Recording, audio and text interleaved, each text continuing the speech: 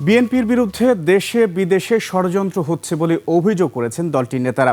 ডাকসু নির্বাচন প্রসঙ্গে তারা বলেন, আওয়ামী লীগের সাথে আঁতাত করে তাদের সব ভোট নিয়েছে শিবির। এছাড়া দলের নেতাকর্মীদের আগামী দিনে লড়াই সংগ্রামের জন্য তৈরি হওয়ারও আহ্বান জানান বিএনপি নেতারা। চট্টগ্রাম ও ময়মনসিংহ প্রতিনিধির তথ্য ছবিতে ডেস্ক রিপোর্ট। ওয়ালটন এখন দেশের সীমানা পেরিয়ে পৌঁছে গিয়েছে 50টিরও বেশি দেশে। ওয়ালটন, ঘরে ঘরে বিশ্বজুড়ে। চট্টগ্রামে বর্ষিয়ান রাজনীতিবিদ সাবেক মন্ত্রী আব্দুল্লাহ আল নোমান স্মরণে আয়োজন করা হয় এই শোক সভার। আলোচনায় অংশ নিয়ে বিএনপির স্থায়ী কমিটির সদস্য মির্জা আব্বাস কথা বলেন ডাকসু নির্বাচন প্রসঙ্গে। আমি বলতে চাই না জামাত কারচুপি করেছে, আমি বলতে চাই দেশে একটা গভীর ষড়যন্ত্রের আভাস পাচ্ছি আমি।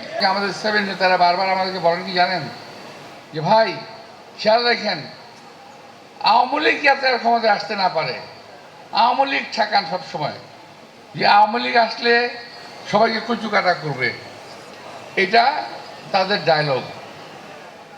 আমরা সেভাবেই চললাম, আর তলে তলে আওয়ামী লীগের সঙ্গে আঘাত করে ছাত্রলীগের সকল ভোট জামাত নিয়ে নিল। নেতাকর্মীদের সতর্ক করে দিয়ে বলেন, বিএনপির বিরুদ্ধে দেশে বিদেশে ষড়যন্ত্র হচ্ছে। কালকে ডাকসু ইলেকশন কিন্তু দুটা কাজ হয়েছে, ইলেকশন ইঞ্জিনিয়ারিং 2008 সালের মতো, আবার ছাত্রলীগের ভোট। দেখেন এরা কত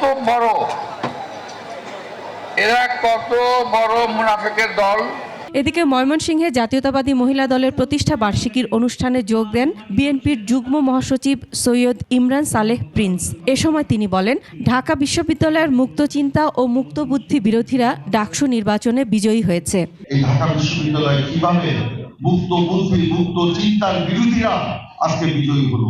বন্ধুগণ, এটা বিজয় নয়, এটা ছাত্র জনতার বিজয়কে কেড়ে নেওয়া হয়েছে।